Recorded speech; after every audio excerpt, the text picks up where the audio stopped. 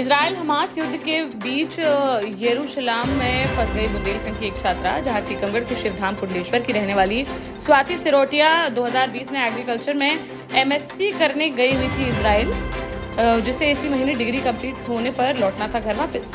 लेकिन 7 अक्टूबर को हमास ने इजराइल पर कर दिया हमला, जिसमें फंस गई स्वाति। अपने पिता को फोन कर कहा कि सायरन बजते ही 1.5 मिनट के अंदर जाना पड़ता है बंकर में। हॉस्टल में जो कुछ खाने पीने का है इंतजाम, उससे ही चला रही है काम। मध्य प्रदेश कांग्रेस अध्यक्ष कमलनाथ ने पहली बार वोटर बने युवाओं को लिखा पत्र, जिसमें उन्होंने कहा कि आज हमें यह विचार करना होगा कि आपके माता पिता के खून पसीने की कमाई से मिली शिक्षा के बाद भी आप क्यों अपने परिवार के सपनों को नहीं कर पाते हैं साकार। पुलिस का जवाब है कि भाजपा सरकार योग्यता से नहीं, सौदे और धन बल से चल रही है।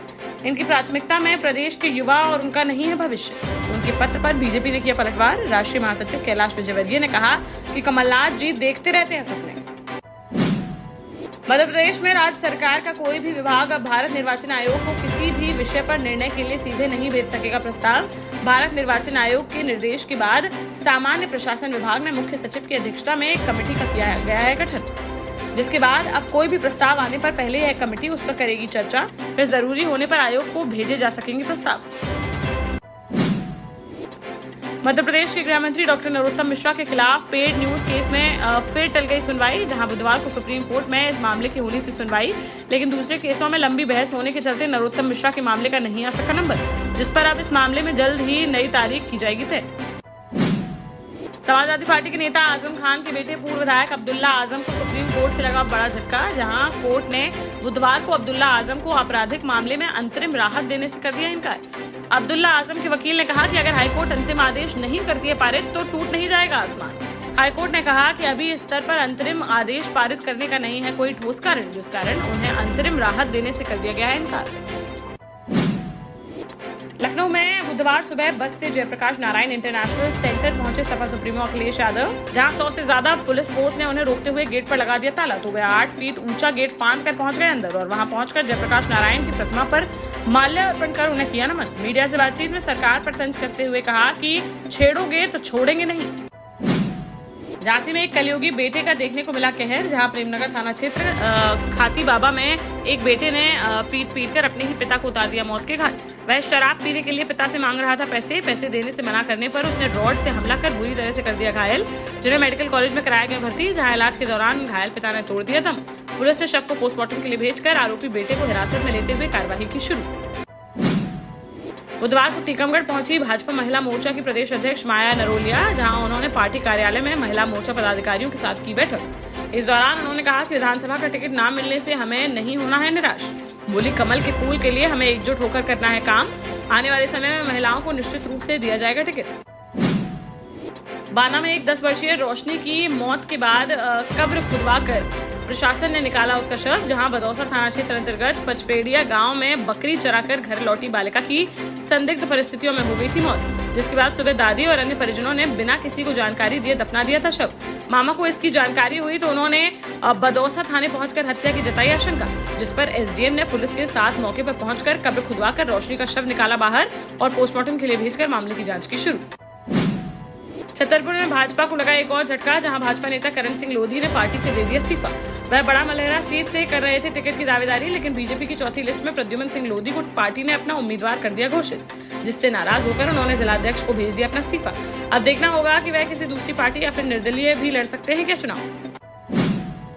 निवाड़ी जिले की पृथ्वीपुर विधानसभा से भाजपा विधायक शिशुपाल सिंह यादव का एक वीडियो सोशल मीडिया पर हुआ वायरल। हालांकि यह वीडियो 7 दिन पुराना है, जो आचार संहिता लगने के बाद अब आया है सामने, जिसमें भाजपा विधायक Shishupal Singh Yadav block medical officer doctor MK Jain को धमकाते हुए कह रहे हैं, गाड़ी जल्दी बुलवाओ, अगर मरीज मर जाएगा तो कौन होगा इसका जिम्मेदार। बोले, मरीज मर गया तो तुम्हारे ऊपर लिखवा दूंगा 302 यानी हत्या का मुकदमा। विधायक का यह वायरल वीडियो पूरे क्षेत्र में बना चर्चा का विषय। श्योपुर में देखने को मिला बड़ा सड़क हादसा, जहां करहल थाना क्षेत्र में बुधवार दोपहर अनियंत्रित होकर पेड़ से जा टकराई एक तेज रफ्तार कार।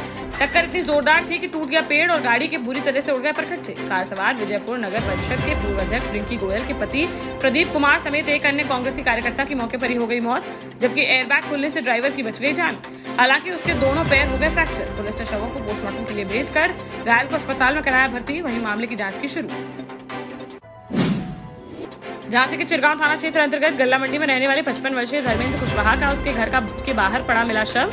बीती रात अपने दोस्त के साथ बुलेट पर कहीं गए थे धर्मेंद्र और रात नहीं घर लौटे वापस। सुबह जब साफ सफाई के लिए घर से बाहर निकली महिलाएं तो उन्हें गेट पर ही पड़ा मिला उनका शव। सर और मुंह पर मिले चोट के निशान। मौके पर पहुंची पुलिस और फॉरेंसिक टीम ने घटनास्थल का बारीकी से किया निरीक्षण और शव को पोस्टमार्टम के लिए भेजकर मामले की जाँच की शुरू। छतरपुर जिले की चल्ला विधानसभा सीट से बसपा प्रत्याशी डीडी अहिरवार पर प्रशासन ने आचार संहिता का उल्लंघन करने की कार्रवाई। जहां आचार संहिता लागू होने के बाद भी बीती शाम बसंतपुर तिराहे पर बिना परमिशन के आम सभा कर रहे थे बसपा प्रत्याशी, जिस पर लवकुश नगर थाना पुलिस ने 188 के तहत मामला दर्ज कर कार्रवाई की शुरू। झांसी के बबीना थाने में शांति समिति की बैठक का किया गया आयोजन, जिसमें सदर क्षेत्राधिकारी स्नेहा तिवारी ने आगामी त्योहार नवदुर्गा उत्सव दशहरा के संबंध में दुर्गा प्रतिमा स्थापित करने वाली समितियों के साथ की चर्चा। सभी से शांतिपूर्ण ढंग से सद्भावना के साथ त्योहार मनाने की अपील। कहा कि अफवाहों पर ना दें ध्यान और हर दुर्गा प्रतिमा के पंडाल में आग से बचाव हेतु अग्निशमन यंत्र की व्यवस्था कराए जाने का करें सुनिश्चित। देश का जाना माना सैनफिन ग्रुप आपके लिए फिर लाया है झांसी में वास्तु के हिसाब से फ्लोर प्लान सहित एक शानदार टाउनशिप, जिसमें सुरक्षा की दृष्टि से सीसीटीवी, एक ही ग्रैंड गेट से एंट्री और एग्जिट, चौड़ी सड़कें, parking, car wash area, senior citizen and international fountain parks, swimming pool, gym, badminton, tennis आदि courts, school, hospital, shopping mart आदि कई सुविधाएं। इसीलिए तो हम झांसी में लोगों की पहली पसंद। 12 साल पहले अपने स्टार्टअप के साथ ही योग्य नेतृत्व, अनुभवी टीम और सक्षम सेंट्रलाइज और उत्तरदायी प्रबंधन के बल पर सबको घर गुणवत्ता के साथ समय पर घर की योजना के तहत सैनफिन समूह ने बहुत ही कम समय में 1500 से ज्यादा यूनिट्स को दिया है कब्जा। समय पर डिलीवरी से हमारे ग्राहकों में बड़ा है विश्वास और मिली है संतुष्टि। सैनफिन समूह ने बहुत कम समय में Sanfin Ashok city, green homes residency, green homes city, Sanfin Ashok valley, Delhi public school, Sanfin शाखा, केन सैनफिन अस्पताल सहित कई अन्य परियोजनाओं के साथ नई झांसी के निर्माण में स्थापित किया है एक बड़ा मुकाम। तो आप भी आज ही आइए अपने परिवार के साथ और कीजिए अपने सपने साकार।